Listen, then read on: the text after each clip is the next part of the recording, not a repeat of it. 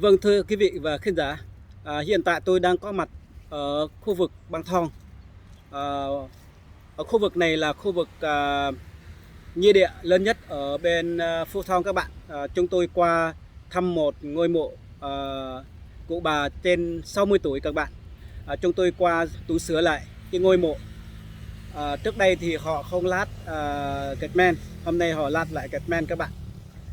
Thưa quý vị và thính giả, bà cụ này là đi tị nạn ở bên Thái Lan các bạn. Vì ở Việt Nam thì chúng ta cũng biết, tất cả chúng ta cũng biết hết rồi. Thứ nhất là không có tự do tôn giáo, thứ hai là không có tự do đi lại, tự do hội họp, tự do lập hội, vân vân. Rất nhiều năm qua, Cộng sản Việt Nam đàn áp, không phải hiện tại và bây giờ. Trước đây, trước năm 75 và sau năm 75 các bạn. Mình tính từ ngày 29 tháng 4 năm 75 thì vùng đất Tây Nguyên của chúng tôi rất là màu mỡ. Có dân số người dân tộc thiểu số bản địa của chúng tôi thì hoàn toàn canh tác, được gọi là canh tác ở bên khu đất vùng Tây Nguyên chúng tôi rất là dư dật, không có thiếu một cái gì hết. Nhưng mà sau năm 75 tức là sau ngày 30 tháng 4 năm 75 thì gọi là người Kinh xuống vùng Tây Nguyên của chúng tôi chiếm đất đai của chúng tôi.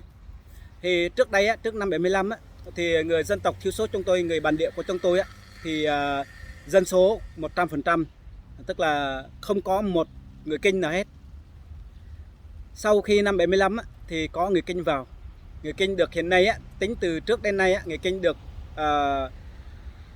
60% chiếm, còn chúng tôi thì 40%. Chính quê hương chúng tôi, đất xứ sở chúng tôi mà chúng tôi thiếu thốn, nghèo khó, không có đất canh tác, mà người Kinh từ Hà Nội xuống thì lại có đất canh tác. Chính chỗ đó chúng tôi đấu tranh, chúng tôi lên án, mà Cộng sản hiện nay nói chúng tôi là phun rô. Rất nhiều người về đàn áp tôn giáo, về vấn đề thu đất đai, không ở được vùng đất Tây Nguyên Việt Nam. Chúng tôi chạy sang qua Thái Lan tìm kiếm tị nạn. Không may bà cụ trên 60 tuổi lâm bệnh, sau đó bà qua đời. Thì hôm nay gần giáp 1 tháng chúng tôi qua để tu sửa lại ngôi mộ, để cho nó gọi là con cái sửa lại ngôi mộ để cho nó hoàn toàn một tí. Thì ở ngôi mộ ở bên này chúng tôi tu sửa rồi đăng ký ở đây là 10 năm. Chúng tôi quay lại lấy xương cốt của bà về. Trong đó 1 năm chúng tôi chỉ tiền 600 baht trong 1 năm, gọi là đăng ký, gọi là đóng thuế. Ở đây đóng thuế ở đây là 600 tương đương 6742 420.000 tiền Việt Nam. Rất nhiều người, tức là Cộng sản Việt Nam hiện nay nó nói chúng tôi là thù địch, muốn lật đổ chính quyền. Thưa quý vị và thính giả, suy nghĩ xem, chúng tôi không có hận thù, chúng tôi không có lên Hà Nội để chiếm đất, mà chính người Hà Nội xuống vùng Tây Nguyên chúng tôi, chiếm đất đai chúng tôi, giết chết, gọi là giết chúng tôi rất là nhiều cách. Họ trước năm 75 họ giết bằng súng đạn, hiện nay họ giết bằng kinh tế, họ tịch thu đất đai của chúng tôi. Thì trước đây người Tây Nguyên chúng tôi đất đai màu mỡ rộng lớn, thậm chí chúng tôi canh tác không bao giờ hết được. Hiện nay chúng tôi thiếu đất canh tác, thiếu nơi ở. Vì tại sao? Thì dân từ Hà Nội, người Kinh gọi là người Kinh từ Hà Nội xuống. Trước đây chúng tôi hoàn toàn 100% không có người Kinh nào ở trong vùng Tây Nguyên bản địa của chúng tôi. Sau năm 75 thì người Kinh qua bên đó. Hiện nay tính cái đầu người thì người Kinh chiếm được 60%, còn chúng tôi 40%. Đất đai của chúng tôi bị người Kinh xâm chiếm Cho nên chúng tôi mới gặp gọi là sự khó khăn. Chúng tôi đi khắp mọi nơi để tìm công lý này, tìm sự tự do này, tìm cho sự công bằng.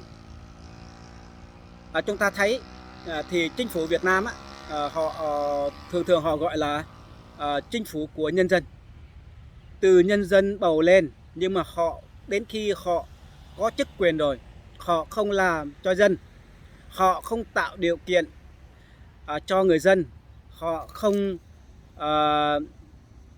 gọi là tập huấn này, công ăn việc làm cho người dân, mà thậm chí họ gọi là có kế hoạch gọi là cưỡng chế này là họ dùng bạo lực, họ gọi là buồn cướp, đây là gọi là cướp tổ chức nhà nước, đây là nhà nước cướp đất đai của vùng Tây Nguyên. Mà chúng tôi lên tiếng thì nói chúng tôi là chống phá, rồi nói xấu Đảng Cộng sản Việt Nam là yêu nước yêu dân như con, mà yêu nước yêu dân như con hiện nay chúng ta thấy rất nhiều cái vấn đề là chúng tôi thiếu thốn này, không có đất canh tác này, không có nơi để dựng nhà ở này. Chúng tôi là những người bản địa, chúng tôi là những người là quê hương tổ tiên chúng tôi trước đây, mà thành một người nô lệ. Vùng Tây Nguyên rất giàu khoáng sản, rất giàu gọi là tài nguyên môi trường, cây cối này, hiện nay không còn nữa.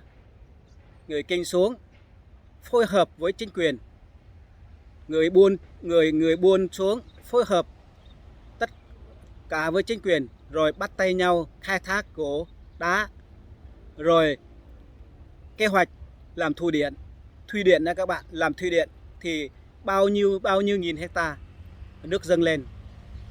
Chúng tôi đồng bào chúng tôi gọi là mắt, không có đất đai canh tác, thì nhà nước có kế hoạch họ bán điền đó cho nước ngoài, còn họ kế hoạch họ 10 năm, 20 năm, 100 năm họ thu lời. Còn chúng tôi thì họ đền bù, ví dụ 1 tỷ đó không mua được cái miếng đất, 1 tỷ đó không được sống, bởi vì chúng tôi sống bằng nghề canh tác làm rẫy. Hiện nay nhưng mà dân tộc Tây Nguyên chúng tôi, bản địa của chúng tôi mà không có đất làm rẫy, chúng tôi không bao giờ duy trì cuộc sống, không bao giờ có tương lai để con cháu để lại cho cháu sau này. Còn người Kinh họ có tài khoản này tài khoản kia, ATM này ATM kia. Còn chúng tôi chỉ có miếng đất tổ tiên chúng tôi để lại. Giống như tôi có miếng đất, sau này tôi già đi, tôi qua đời, tôi mất đi, tôi để lại cho con cháu. Đó là cái món quà, đó là tài sản lớn nhất của người dân tộc thiểu số chúng tôi, người bản địa chúng tôi.